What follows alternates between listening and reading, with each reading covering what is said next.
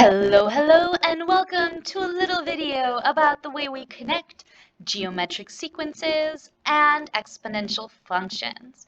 The first few pages that you see me scrolling through is kind of like an introduction that works the best in person in class, so I'm going to just focus on the mathy part of things. So, let's remind ourselves of geometric sequences. This is what the explicit formula of a geometric sequence is. G1, which is the first term, times r, the ratio, to the power of n minus 1. So we're going to be connecting geometric sequences to exponential functions here. Recall that when we were doing arithmetic sequences, we connected them to linear functions. Okay, so let's review, make connections, and then we'll go from there. All right. So for number 1a, we have a table for this sequence. What we're going to do is we're going to find the common ratio. We're going to do that by taking our second term, -6, dividing it by our first term, -2. So we're going to do -6 divided by -2. When you do that, you should get an answer of 3. Now, let's make sure that this is our constant ratio. We have to make sure it works. -6 times 3 does in fact give us -18, so our constant ratio is 3. Now when we look at the graph of this sequence, we can't really tell the constant ratio, but we can tell if this graph is increasing or decreasing. We do that by putting our pencil on the left, which is right here, and tracing the dots to the right. Now the pencil went down. This is decreasing. If we look at the equation for this graph, we have the constant ratio right there. There's that 3.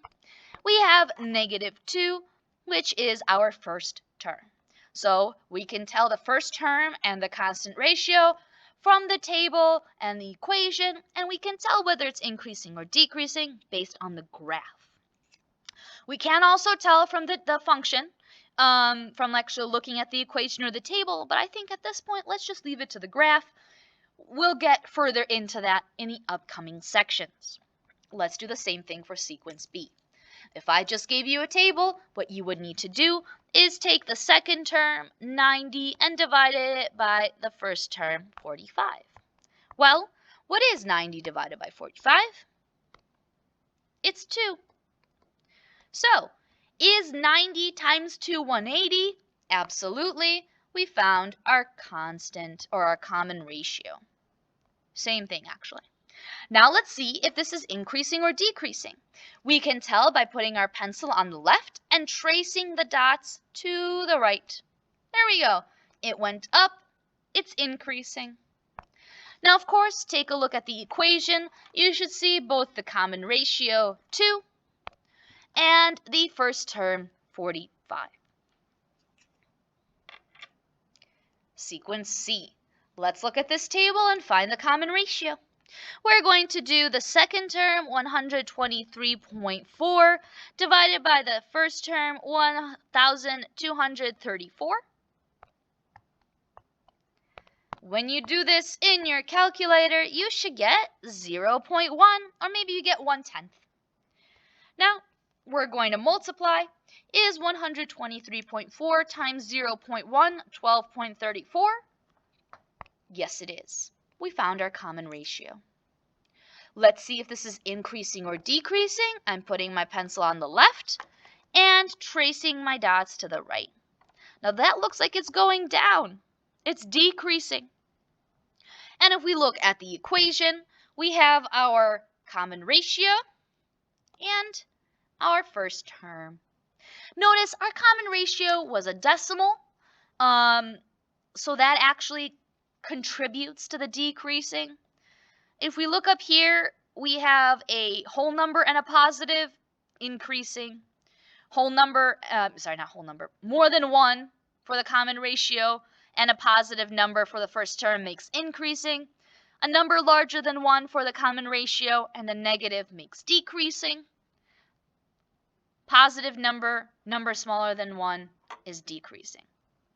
You don't need to memorize that. You can use all 3 tools to figure this out. So you can always graph it to figure out if this is increasing or decreasing.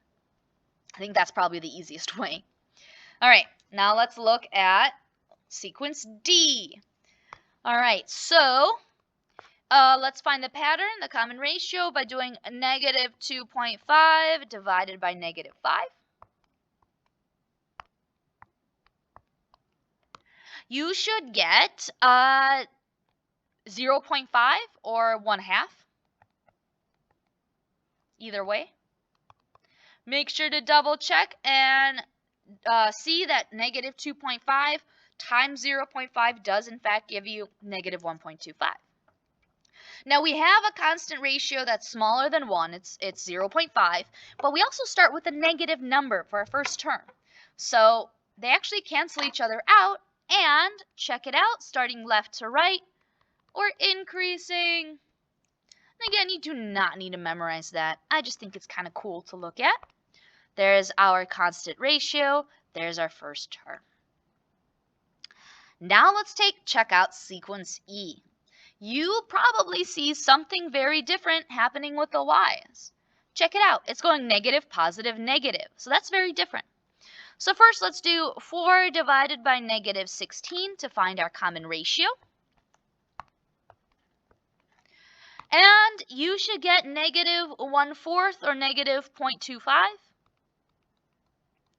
And yes, it does work as our common ratio here. No,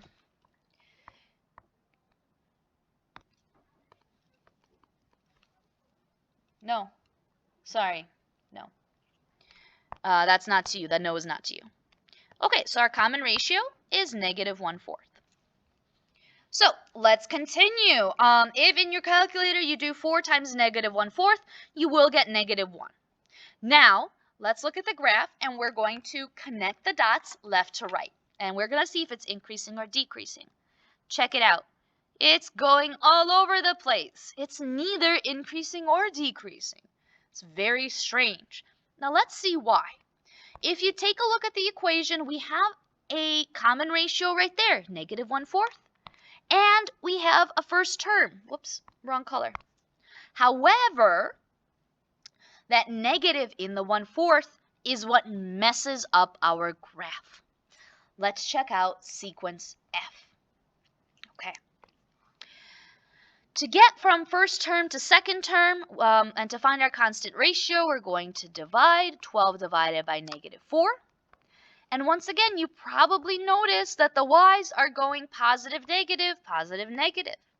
Our constant ratio is negative 3. If we try it out, 12 times negative 3 is negative 36. So there is a pattern, but that pattern is negative. And that's what messed up our previous function, or our previous relation. Let's see if it messes this one up too. If we trace it from left to right, yep, it got messed up as well. Let's check out the equation. We have the constant ratio. We have the first term.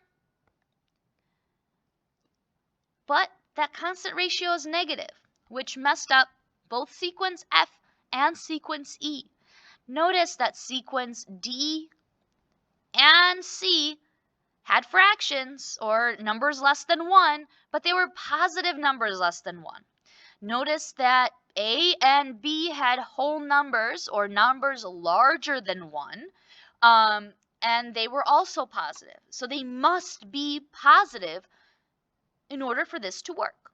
Okay, now, first, let's use our English words to write down the strategies we use to identify the constant ratios. For the table, we did second term divided by first term. For the graph, well, we couldn't. We couldn't find the constant ratio. We just saw if it was increasing or decreasing. That's all we could tell.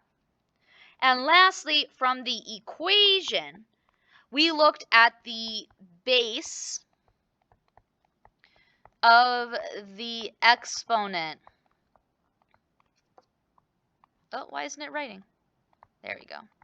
And what I mean is base exponent. So the base of the exponent. So check it out. The negative 3 is the base. There's the exponent. base exponent. Okay. Number 3, let's analyze these graphs. We had 4 graphs that belonged to a specific family. Graphs A through D are exponential functions.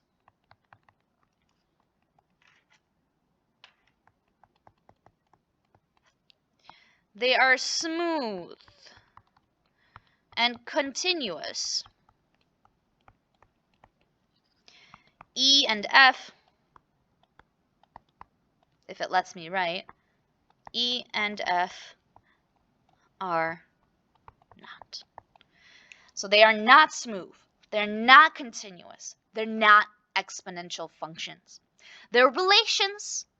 They can be graphed. We can work with them. They're just not in that specific family of exponential functions because they must be smooth and they must be continuous. Okay.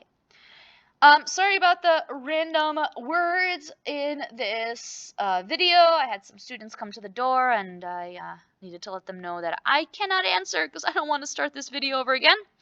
Anyways, if you have any questions, make sure to ask me or whoever is helping you out with math. Otherwise, have a wonderful rest of whatever day it is for you. Bye!